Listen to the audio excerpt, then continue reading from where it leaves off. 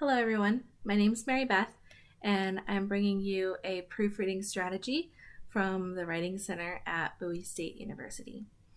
So the proofreading strategy that I want to talk to you about is reading out loud.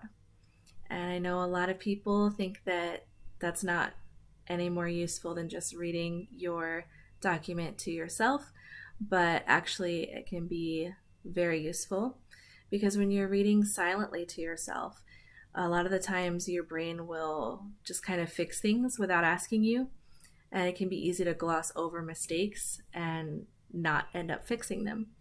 So when you read out loud, you're actually reading more carefully, you're reading word for word, and you'll be able to hear a lot of little mistakes and you'll be able to correct them on your own.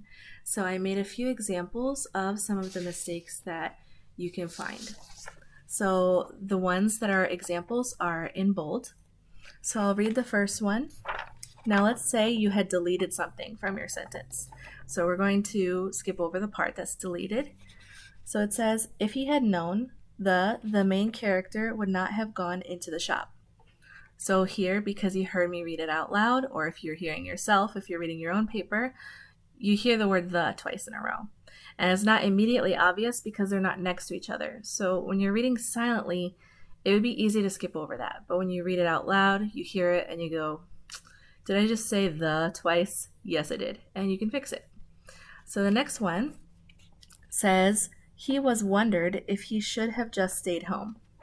So maybe your original said he was wondering, but you decided to change the wording, or in this case, the form of a word, because you just didn't want wondering there. You wanted wondered instead. But you forgot to also check the rest of the sentence and remove was. So you would say he wondered, right? Not he was wondered.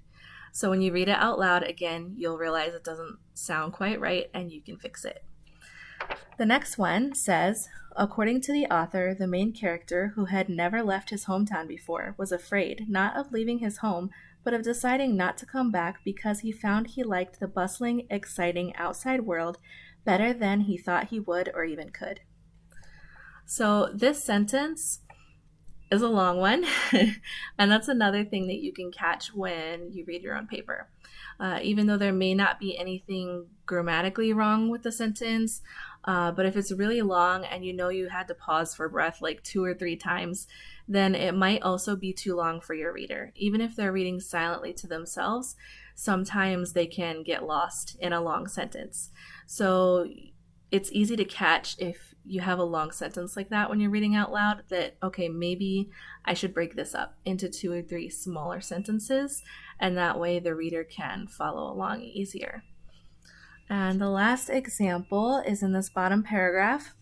Eventually, the main character realized that he had been better off at home. He missed it so much, and eventually he saved up enough money to return there. There were a lot of difficulties on the way, but he eventually made it. So you can see, I'm not going to read the whole thing, but you can see eventually, right? So this happens sometimes when we're rewording or when we're moving things around, or if we're just like trying to get a story out and no other word will come to us. I'm just going to plug in eventually and I'll fix it later, right? And then, oops, I forgot. So when you read it out loud, you start noticing like eventually, da-da-da, eventually, da-da-da, eventually, da-da-da. And you'll realize maybe I should vary my wording a little bit. So those are just a few cases, a few examples where reading out loud can actually help you a lot during your revision process. So I hope that helped everybody. And of course, if you need help with your specific paper, you can make an appointment at the Writing Center. Thank you.